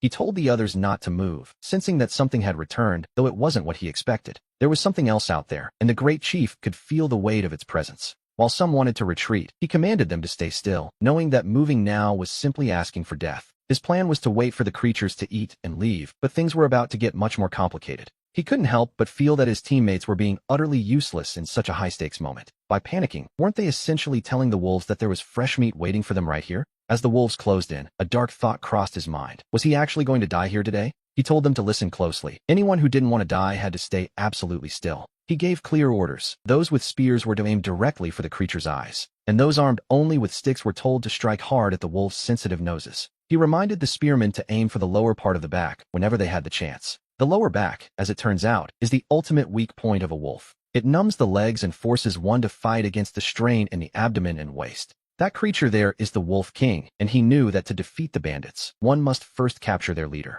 It is a classic strategy, really. You must shoot the horse before you can take down the rider. To truly dismantle the threat, capturing the leader was the only way to break the pack. He told them this was it, ordering them not to move, and specifically warning Ming Wang not to look back. He instructed them to strike the largest one directly on the nose with the shovel. A biting dog doesn't bark, after all, and he could see the beast was preparing for a massive strike. He gave the signal to move, for the moment of battle had finally arrived. The time was now. He urged them to be quick, telling them to carry the peach soil to the cave, which was to be their new home. He ordered them to prepare for the construction of the peach support immediately. This was to be their war platform. Everything was ready, and they were only waiting for the right conditions. He was certain that tomorrow would be the day they would all witness a miracle. However, the bow was soft, far too soft, being just a simple type of construction. For someone with Ming Wang's immense strength to use such a weapon, it was essentially a toy, especially with that clumsy method of joining two pieces together. They were going to have to find another way, as he had already tested that particular joining method. It simply couldn't be tied securely, leaving gaps everywhere in the middle, which was hardly ideal. He cursed his luck, realizing the key problem was the lack of a proper fertilized ligament for the union. It seemed that the old man from the distant Qing Miao department was also involved in this matter. He had calculated 1,001 things, yet he had completely forgotten the 3-stitch line. Without that specific detail, a bow this strong could easily slice right through one's fingers. He told himself not to worry, certain that he would eventually find a way to make it work. But first, there was another important task at hand, finishing the ceramic pot. Once that was done, they would finally be able to throw away all those broken stones. Curious, they asked Brother Mufone what he was planning to do next. He explained he would teach them to make a magic pot, one that could hold rice and stew soup. It was, in his estimation, 100 times more convenient than any stone container. The others were skeptical. The stone pots were fine, so why bother changing them? They were fine, he admitted, but they were also incredibly heavy, which was hardly ideal. He told them to watch closely, for this was far more than just playing with mud. In fact, it was a matter of life and death. Every single air bubble had to be kneaded out of the clay. They had to squeeze them out completely, because if the clay were to burn in the kiln, those tiny bubbles would expand and, pop, the whole thing would simply explode.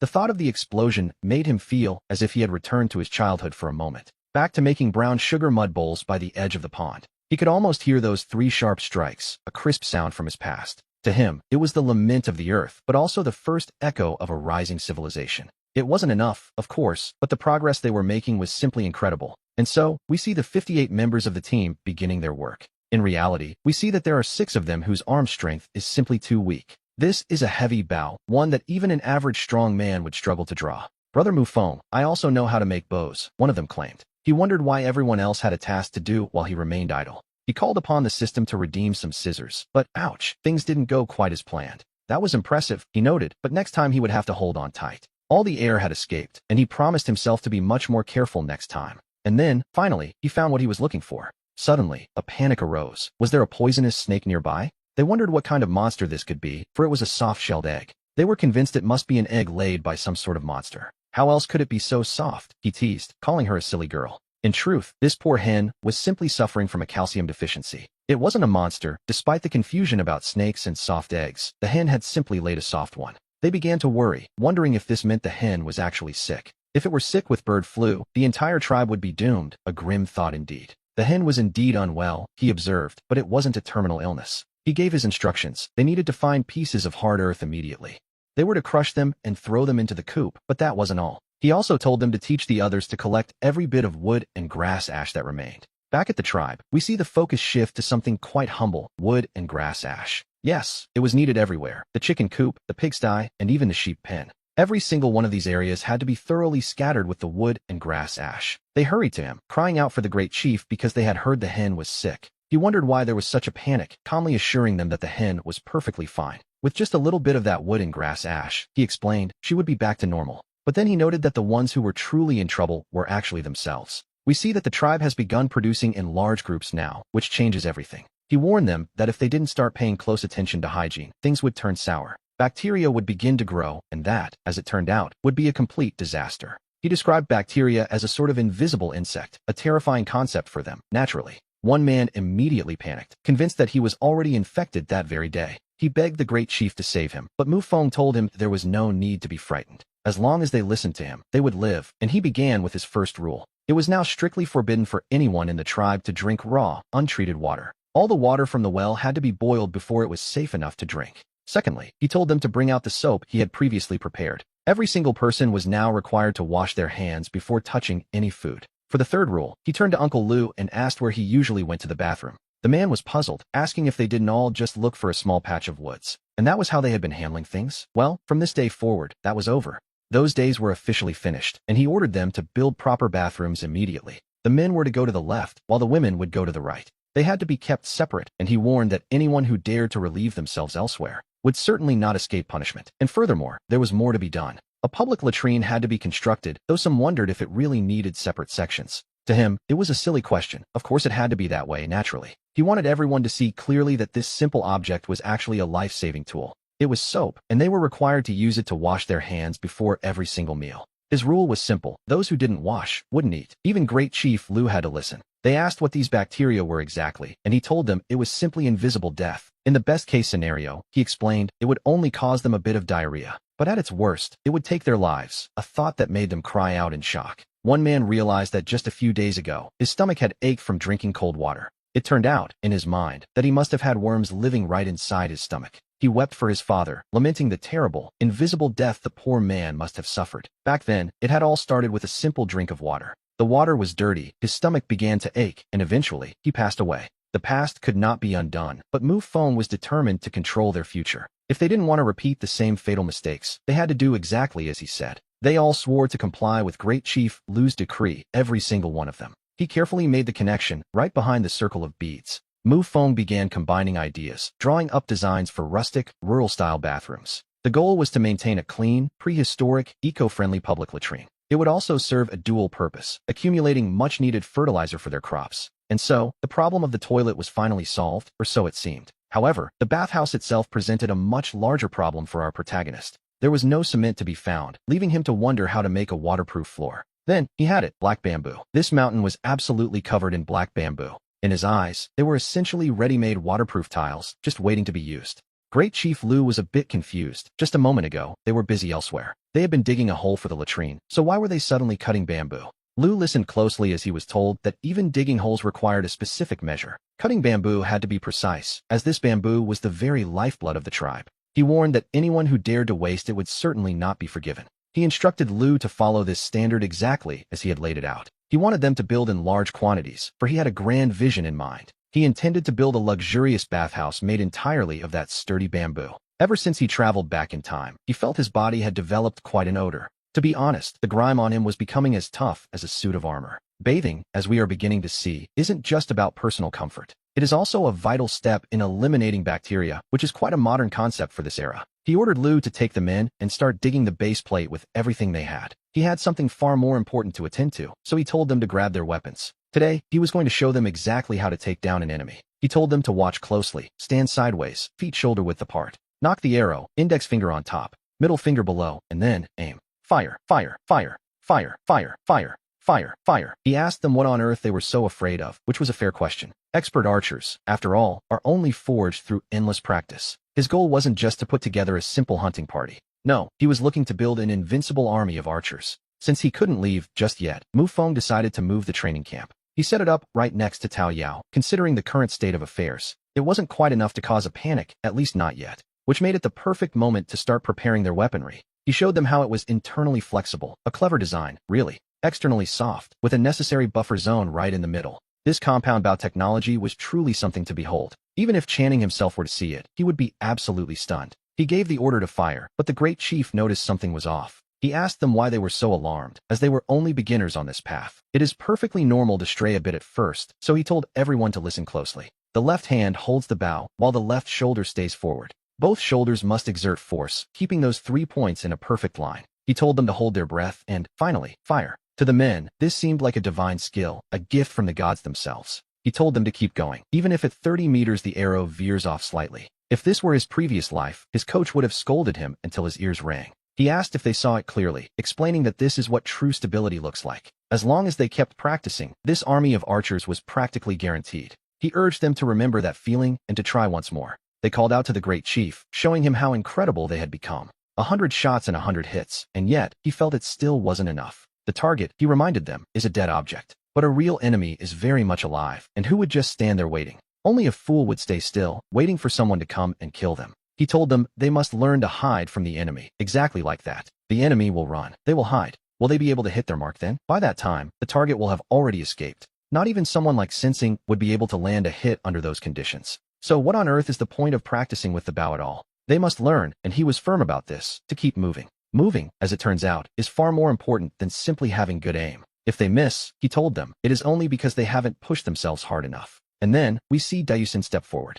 She wanted to learn, and he asked her if she was truly ready for this. She insisted she wanted to be as strong as him. To be honest, it was a lofty goal. She wanted to protect Busu, so he agreed to test her basic skills first. He was impressed. She clearly had a natural talent for this. He pointed out a dry branch next to a nearby tree. It was roughly the thickness of a man's arm, a difficult target for anyone. He told her to take the shot, and she prepared herself immediately. After that, he told her to watch a single leaf and observe how it moved in the wind. She watched it, though she couldn't help but wonder why she was staring at a leaf. That leaf represents a moving enemy, and he asked her what she must do to hit it. Naturally, one has to anticipate the shot and lead the target. She focused on its position, but he reminded her that by the time she fires, the target has already moved. She fires the arrow exactly where he is, and manages to hit him on his right side. He is constantly in motion, and she calls out to Brother Mufeng to take notice. There it is. We see that she actually did it. She hit the mark. Anzu really pulled it off, and she immediately offers her thanks to the great Chief Yu. He tells her to stand up, praising her insight, though she still feels she is far too slow. She laments that she cannot release her arrows instantly, at least not like Great Chief Yu does. But as we know, with enough time, practice eventually makes perfect. He tells Sister Sen not to rush herself, as there is no need for such haste. The Great Chief will continue his lessons once they have all practiced sufficiently. And so, he instructs everyone to go and begin their archery practice. A little later, it is time to put out the fire and let everything cool down. They open the kiln, and at first, it seems like a pity, a real shame, honestly. But then, they are ready. A few black vessels emerge from the heat. One might wonder if such simple things are truly worth so much joy. To them, these black vessels are the very things that can rescue them. They are a treasure intended to save them from an era of ignorance. He tells the others to get back to work, surprised by how light the object feels. Brother Mufeng remarks that it feels as though he doesn't need any strength at all to hold it. He asks if he can keep this one, and the chief agrees, noting this is only their first achievement. In the future, he promises, there will be more than enough for everyone. Such is the power of pottery. We see him looking at the girl, who seems completely mesmerized. It is as if she has never seen the world before, wondering in disbelief how he managed to create this. He is stunned. A vessel this large should be heavy, yet it feels incredibly light in his hands. The sudden realization startles him, and he wonders if something so delicate can truly be durable. He asks the great chief if this object can really function like a traditional stone pot. Specifically, he wants to know if it can be placed directly over a fire to stew meat. The chief assures him it can, provided, of course, that one doesn't go around hitting it on purpose. As it turns out, this material is far tougher than it looks to the naked eye. In the future, everyone will have their chance to stew meat, but for now, there is a more pressing matter. The others look to the great chief, asking what their next move should be. The task is to cover the ground using the bamboo slats they boiled and dried just a few days ago.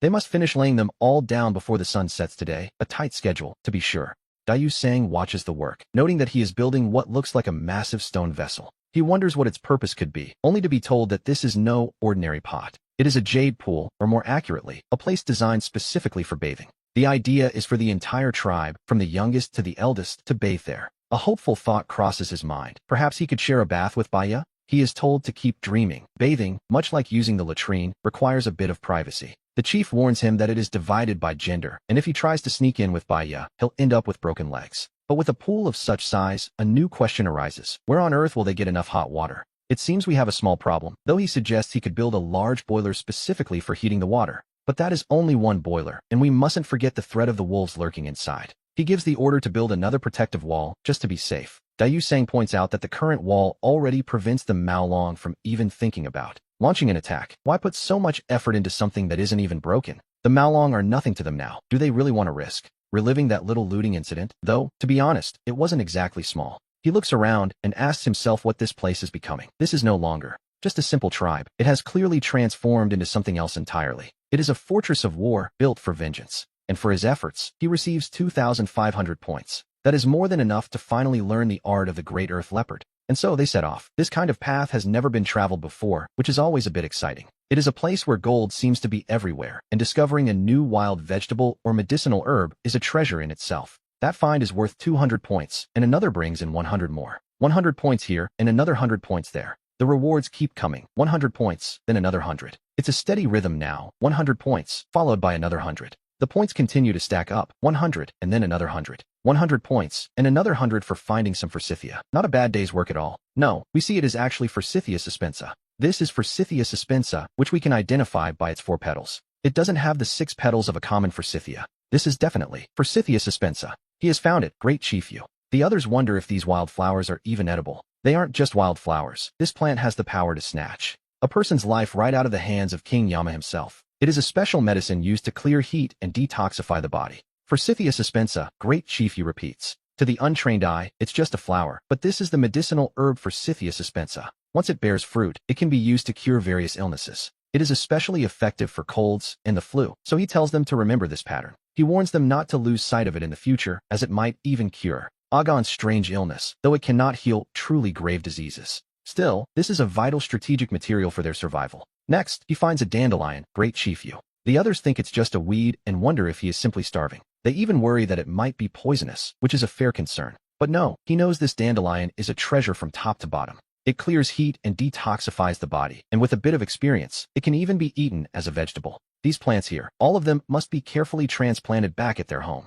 He tells them to remember this spot, as they must later dig it up by the root to replant it for Agon. That yellow flower they saw just a moment ago is to be used specifically as medicine. Now, this particular yellow flower can be eaten, but it also has the power to heal various ailments. The others wonder if this means that every yellow flower they find is safe to eat. That is incorrect, of course, and he tells them to stop overthinking things so much. After establishing a rule, we see that everything that can be eaten or used for medicine is always in short supply, and they must all accept that such scarcity is perfectly reasonable. Understood. And just like that, he has discovered 2 more medicinal herbs. His rescue points have already shot up, reaching a total of 2,900. He is now only 100 points away from gathering the necessary 3,000 points. Although the situation is becoming a bit urgent, he remains focused. Those are definitely carrots, he notes, just as the sky begins to grow dark. He isn't just looking at the grass anymore, but is also seen whispering quietly to this tree. The others are confused and ask what happened to the frog-headed pipe. They ask Great Chief Yu about the ocarina and the instrument he was holding. He tells one of them to spit it out quickly, warning that the thing might be poisonous. The man tries it anyway and realizes it actually tastes quite good. It is surprisingly sweet, which makes him laugh at how quickly the fear of poison vanished. He tells him that since he is so afraid of it being poisonous, he should just let it be. He wonders why he even let him eat it in the first place, telling him to just keep eating. The man asks why, reminding him that he is the sole hope of the Jin clan. Everyone says that it was he who saved the entire tribe from certain extinction. They no longer worry about food or clothing, and they truly value everything he says. He promises he will keep leading them, but asks them to please drop the sentimentalism for now. It is time for everyone to start digging up these carrots. He instructs them to take the roots and the soil, transplanting every single one back home. This is a crop that can be planted in all seasons, which is quite a find. It is extremely nutritious for the tribe members, a perfect addition to their diet. In terms of value, it is almost on par with their corn. Very well, we see that his mission has finally been accomplished. He has reached 3,100 achievement points, but he tells himself to hold on just a bit longer. He won't trade for skills yet, choosing to save them for the inevitable encounter with the wolf pack. Once the digging is finished, his plan is to head immediately to the river. As long as the pottery is fired successfully, everything will change. They will be able to trade resources once the technology has fully matured. After that, it will be the turn of metals, the very thing that will crush the current era. But he stops himself. To refine iron, he first needs to locate the actual ore. Everything depends on him now, and for the moment, he must focus on saving his resources. It seems that leading a tribe is a massive challenge, and he realizes that to refine iron, he first needs the ore. Everything depends on him now. Moving directly to the age of metals might be asking a bit too much for the time being. With 5 against 11, he feels that this time, their success is practically guaranteed. He calls out to Dayu-san, telling him to go ahead and set them free. But then he changes his mind, telling him no, to leave them there and wait. The order is understood. It remains 5 against 11. He tells himself again that victory is assured, though a small doubt lingers. He decides to leave them there for now, realizing that in this world, everything is essentially meat. While some shout to kill them all, others are told to be quiet and listen to Dayu-san's orders. Good grief, it's clear they are all quite terrified of Dayu-san. He notes that even the wild beasts seem to fear people under the right circumstances. His plan is to demand more strength and perhaps even secure a few wolf cubs.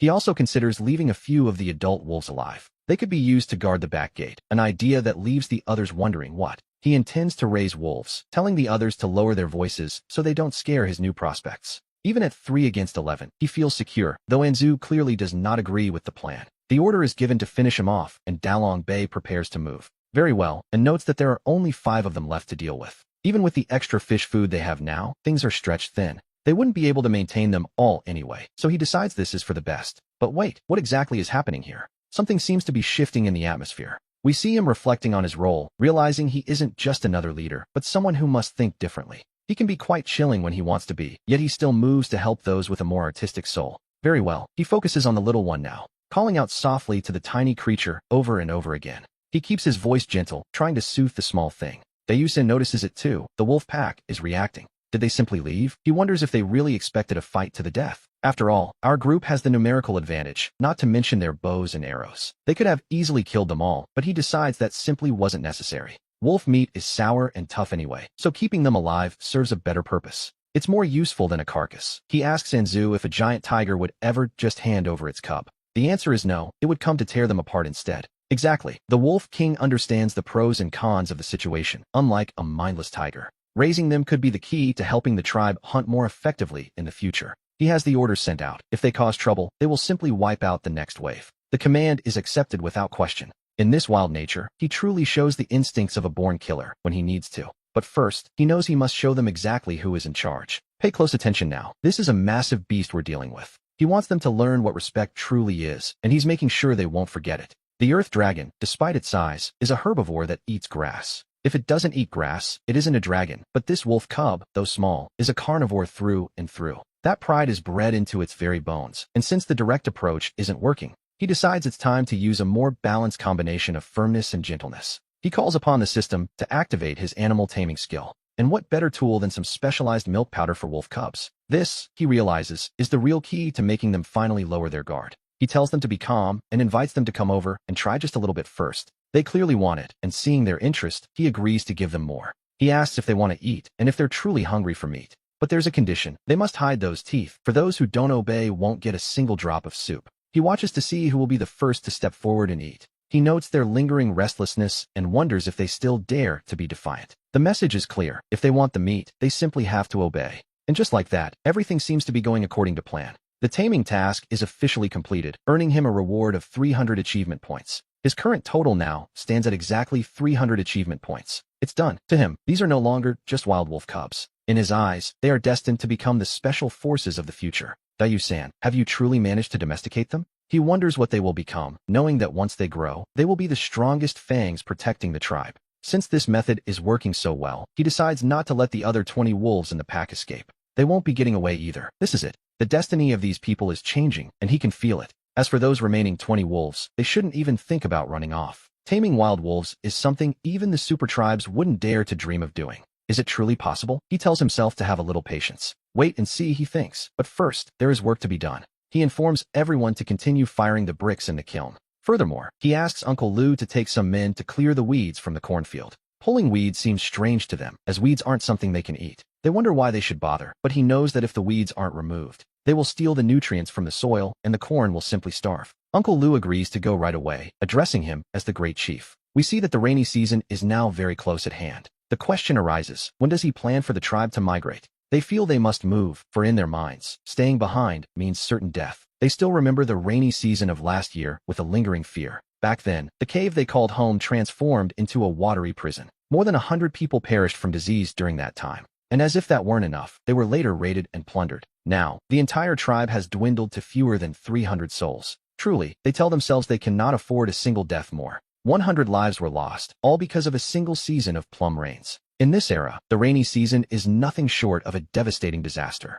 A full month of rain feels like a punishment from the heavens for primitive men. But for him, it is simply a water resource arriving right at his doorstep. He asks them who said they had to migrate this year. They aren't going anywhere, a statement that leaves the others in complete shock. They worry that without moving, the tribe will simply freeze to death in the water. He tells them not to worry, for he already has a solution in mind. They are going to build houses, real houses, which sounds like a fantasy to them. They fear the rising water will just crash against the base of their protective wall. They expect the wall to collapse, but he is certain it will hold firm. Because his plan involves something quite clever, he is going to dig. He intends to create an impassable moat right here, through sheer labor. The depth of this trench will be greater than the height of 2 strong men.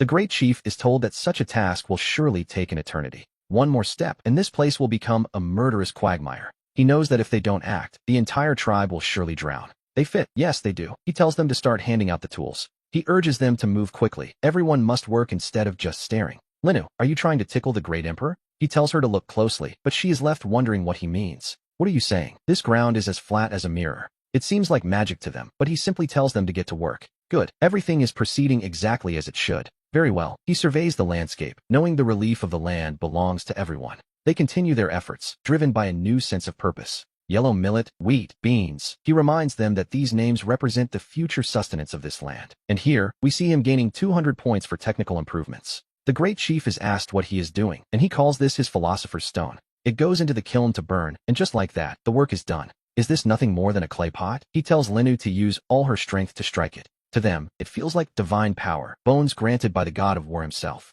Long live the Great Chief, they cry. Long live the god of war. From this day forward, he promises that the zombies will not fall upon them. And the ghosts, he assures them, will find no way to enter. The original plan is already on the itinerary, set in stone for our protagonist. He considers the difficulty of building a stone palace and a battlefield simultaneously. But he decides it's better to forget that for now and change the ratio from 1 to 4. He chooses to practice first by constructing a small earthen house. The foundations must be rammed down until they are as solid as an iron plate. The wall's footprint should be 1.5 meters square, with another 80 centimeters added on. This process seems simple enough, but it completely consumed everyone involved. It took the sweat and blood of the young soldiers working tirelessly for 2 full days. The inner layer of the wall is a bit more refined, requiring a delicate touch. It requires pure stone and cement bonded together to hold firm. And of course, the stones must be uniform, which is easier said than done. Only a wall like this can truly protect the home of these soldiers. Fortunately, the tribe is so poor that all they have left are stones and wood ash. In a stroke of luck, the problem of materials is easily resolved. Ming Wang is asked if he can see what exactly is being built here. He tells them not to ask, as asking only makes them look ignorant. We see the second floor is designed as both a supply warehouse and a defensive position. The rooms are separated, each built with sturdy stone walls. Fireproof and waterproof, the entire project took 10 days to complete. And finally, the impressive house of earth, wood, and stone makes its grand debut. From the outside, you can't see a thing. It looks like nothing more than a solid, impenetrable slab. Viewed from the exterior, it remains hidden, appearing as an unassailable bunker to any onlooker. From the inside, however, we see it is actually a thick, warm ring that shields those within. The soldiers tell the Great Chief that this house can perfectly protect them from the rain. But he knows that protecting them from the rain is merely the most basic of its functions. Defense is the primary goal here, especially for the place where they intend to sleep. He asks Uncle on how the construction is holding up and how the bonding is progressing. He then instructs him to take the people upstairs, yes, right up to the next level. It becomes clear that this is more than a house. It is a fortress designed to claim lives if necessary. This defensive strategy is planned for the first floor, right where the guards are meant to form up. He realizes he hasn't made a mistake in his calculations, even if the situation is a bit chaotic. Well, despite the challenges, he managed to build this fortified stall for the animals. He decides to split the effort right down the middle to ensure everything is covered. It has been quite a long time since he first arrived, so he understands the terrain well. In the end, the effort hasn't been in vain, as the structure is as solid as a tank. He simply moves forward and accumulates progress, working hard with a stubborn determination. He isn't afraid of a little friction. To be honest, this kind of heavy work suits him perfectly. The yellow millet and common millet seem docile enough, but they can be quite difficult to manage. A pile of ruins now blocks the rear section, providing an accidental layer of extra security. As for Dodo, he turns his attention back to the Great Chief to see what comes next. He looks at them and tells them it's fine, suggesting they shouldn't even bother wiping their faces. After all, as we often see in these situations, the more one cleans, the dirtier they seem to get. He notes they look like little spotted kittens before asking if the reserves are enough for the move. With 6 people working at full capacity, it seems there won't be any problem at all. However, he can't help but feel that the current style is, to be honest, a bit boring. He suggests a new approach, sticking leaves onto the ceramic and attempting to sew it. This particular technique is known as underglaze, a rather sophisticated touch for such a place. Intrigued by the prospect of a natural texture, he decides he will certainly give it a try. Looking at such a massive project, he realizes it would be a waste to use it only for defense. He begins to plan how to catch the fish from Lake Dalong and raise them right there in the compound. We see him call out to Mosi, telling her to come back and take a look at what he's found. Mosi, however, makes it quite clear that she has no time to stop and watch his little show. Suddenly, the atmosphere shifts as a voice calls out in confusion for Uncle Lin. The call for Uncle Lin repeats, growing more insistent as the scene unfolds. Once again, the name of Uncle Lin echoes through the air, seeking his attention. It seems that Uncle Lin is the most sought-after man in the entire area at this moment. A chorus of voices rises up, sounding almost like a rhythmic chant from the gathering crowd. He looks at the newcomers and sees nothing more than a rowdy bunch of brats. And yet, surprisingly enough, these youngsters actually dare to challenge the formidable Wolf King. Our attention then turns to Dayu Sang, the great chief, who now finds himself a prisoner. He warns them of the danger, telling them to retreat immediately. And there we see Dayu Sang, the great chief, now reduced to a mere prisoner. He thinks the man is mad, but offers him half, a deal that is quickly accepted. There are more of them now, though he doesn't quite believe it, as they split the targets between left and right. He claims the right side for himself, while Dayu Sang remains a captive chief. It seems they have finally understood the situation, or at least, they think they have. He is clearly the smarter one here, realizing they've just stumbled upon free mercenaries. It's better to use them than to lose them, especially when there is meat to be skinned and eaten. To kill them now would be short-sighted. They'd only get 20 skins and 2 days' worth of food. But if they let them live, they gain a hunting army that doesn't even need to be fed. They don't even require a salary, which, in his world, is what one might call a perfect arrangement. It's all about vision, really, and he realizes this isn't just a simple hunt anymore. To him, this is like walking into an all-you-can-eat buffet where everything on the menu is meat. The captive chief watches as Karjan steps forward into the fray. He asks Karjan if he's actually looking for death, which, to be honest, is a fair question. They'll be turned into mincemeat if they wait any longer, or so he fears. The beast will eventually leave, but it hasn't quite finished its little tantrum yet. He tells them to wait for it to turn around and expose its heart before they make their move. He orders Ansu to take 20 archers and quietly surround them from behind. The plan is simple. They are to aim directly for the eyes of the horned lizard. He reminds them one last time. They are to aim only for the eyes. With a nod, he orders the rest of the men to follow him toward the flank. His plan is to drive them toward the gap, insisting there is nothing waiting for them there. Despite the warnings of wolves, he remains certain that the path is clear. He calls out to Linshan, giving the signal to begin the charge. They veered off course, and he realizes it's time for Yang Shuo and the others to move in. He wonders why everyone is in such a hurry as he finally arrives on the scene. He decides they should leave now, while the enemy is still disoriented and confused. He takes a liking to Toto, but tells the group they must come to a halt. And here we see Ming Wang, the great chief who has found himself a prisoner. He knows the value of good meat, and thinks it would be a shame to let them escape. After all, if you kill them all now, what will be left to eat next year? Deep down, he knows they just want to show off, even if it means eating insects later. He asks if they really intend to keep everything for themselves. Since they were the ones who hunted this, he offers them double the portion of meat. But there is a catch. They must help him carry the haul back to the tribe. To be honest, there isn't much of a business deal to be found in this count. The truth is, whoever wins the prize earns their place, and Tan's poison will surely meet the tribe's expectations. They tighten the circle, and he tells them to keep a close watch on ACH Gravel. And there, our tattered gentleman Tomas spots something unexpected, a chicken. He tells them to get out of the way, claiming that these are now his prisoners. They want the prey for themselves, accusing the others of simply trying to scavenge what has already been done. And what if they do want to scavenge? To be honest, it wouldn't be the first time. He believes a weak tribe is only fit to serve as food for the strong. Min Wang gives the order, telling them to take the thin bamboo sticks and help themselves. He shouts for them to let go, convinced that what he's seeing is nothing short of witchcraft. It's witchcraft, he repeats, pure and simple witchcraft. The second step is to let go, just as he commanded. He reminds them that these are the rules of soldiers, and he has 1,000 men at his back. He asks if they truly dare to touch him, boasting again of his 1,000 warriors. Anyone who offends his soldiers, he declares, will surely die. We return to the remaining men and the great chief, Manhwa. He asks what there is to be afraid of when they have 1,000 people on their side. In that case, he decides he will simply kill 1,000 and orders his men to strike him down. He tells them not to retreat, even when facing this pack of beasts. He wants them to remember, anyone who offends his soldiers will pay the price. He calls out for Manhwa, the great chief, to stop at once. Deep down, he feels a sense of regret, knowing that from now on, the enemies of these warriors face a grim fate. They have only two choices: they either die or they become slaves. And yet, despite everything, these men still dare to hold a grudge. Kill them all. Now, do you know how you should look at me? As your master. If you want more prey to eat, then you should partner with me. You protect me from falling, and in return, I will distribute the spoils. As long as I am here, he will never go hungry again. You sang, you must realize you are talking to a wolf. From this day forward, the wolf pack will serve as the eyes of our warriors. The rainy season is approaching, and yet the food supply is still moving far too slowly. We have to try that. I believe I have finally finished the waste section. Quickly now, we must live well while we can. It actually works. Take this as an example. Working together with all the land we have. Show some respect to the chief's vision and give me a hand with this order. And so, Du Sang begins his ascent. Du Sang looks on, perhaps wondering what comes next. Du Sang, you must see that this is no longer just medicine. It is a miracle, truly. Agon tells Du Sang to take those slaves away. Send them to the training camp, for Du Sang needs his rest. The enemy, however, will not wait for him to finish resting. The people of the Huan Feng tribe have arrived, and it seems they have brought a gift. He decides he'll have to steal this quilt as well, which, to be honest, is a rather bold addition to his plans. Starting tomorrow, he wants the warrior's banner to be seen crossing this entire forest.